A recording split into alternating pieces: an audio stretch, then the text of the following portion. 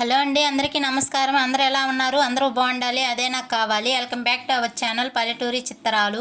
పల్లెటూరులో నల్ల కారం, ఇడ్లీలోకి కారం అంటారు కదా, దాన్ని ఎలా తయారు చేసుకోవాలి ఇప్పుడైతే చూసేద్దాం. తొడాలు ఒడిచి పెట్టుకున్న ఎండుమిరపకాయలను తీసుకోవాలి. వాటిని ఒక బాండెట్లో వేసుకొని కొద్దిగా నూనె వేసుకొని దోరలుగా వేయించుకోవాలి. మాడిపోకూడదు, కలిపెట్టుకుంటూ వేయించుకోవాలి. మిరపకాయలను సిమ్లో పెట్టి వేయించుకోండి, బాగా వేగుతాయి. పెద్ద మంటలో పెట్టుకుంటే అవి మాడిపోతాయి. మాడిపోతే కారం నల్లగా అనిపిస్తుంది. అలా కాకుండా ఎర్రగా ఉండాలి అంటే ఎండుమిరపకాయల్లోనే ఉంటుంది. బాగా వేగిన ఎండుమిరపకాయలను పక్కనైతే తీసి పెట్టుకొని అదే బండల్ని మళ్ళీ గ్యాస్ మీద పెట్టుకొని కొద్దిగా నూనె వేసుకొని ఒక టీ గ్లాసు మినపప్పునైతే వేసి వేయించుకోవాలి. ఎండుమిరపకాయలను ఏ విధంగా అయితే వేయించుకున్నామో సిమ్లో పెట్టి అదే విధంగా మినపప్పును కూడా వేయించుకోవాలి. కొంచెం కలర్ మారుతుంది, రెడ్గా వచ్చే వరకు వేయించుకొని వాటిని కూడా పక్కన తీసి పెట్టుకోవాలి. ఎండుమిరపకాయలు తీసి పెట్టుకున్న ప్లేట్లోనే ఈ మినపప్పును కూడా వేసుకోవచ్చు, వాటిపైనే వేసేసుకోవచ్చు. ఉప్పు వేసుకోవడం వల్ల ఎక్కువగా కారం అనిపించకుండా టేస్టీగా ఉంటుందన్నమాట కారపొడి. అందుకని మినపప్పును తీసుకున్నాను నేను. మరలా అదే బండలి గ్యాస్ మీద పెట్టుకొని కొద్దిగా నూనె వేసుకొని తర్వాత అర టీ గ్లాస్ ధనియాలు, ఒక అర టీ గ్లాసు జీలకర్ర వేసి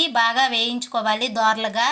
ఒక 10 అంతే మెంతులు కొద్దిగా వేసుకోండి, లేకపోతే మళ్ళీ చేదనిపిస్తుంది కారపొడి. వీటన్నిటిని సిమ్లో పెట్టి నీట్గా వేయించుకోండి. వేగిన ధనియాలు జీలకర్రను కూడా అదే ప్లేట్లోకి తీసేసుకోవాలి, పక్కన పెట్టుకోవాలి. మళ్ళీ కూడా ఆ బండలే గ్యాస్ మీద పెట్టుకొని కొద్దిగా ఆయిల్ వేసుకొని చిటపటలాడే కరేపాకునైతే వేయించేసుకోవాలి. కరేపాకుని వేయించుకునేటప్పుడు మనం కొంచెం దూరంగా ఉండి వేయించుకుంటేనే బెటర్ అనిపిస్తుంది కదా, ఎందుకంటే దీని జోలికి మనం వెళ్ళకపోయినా అది మన జోలికి వచ్చేస్తుంటుంది చీటికి మాటికి. ఏగిపోయిన కరేపాకును కూడా తీసి పక్కన పెట్టేసుకోవాలి.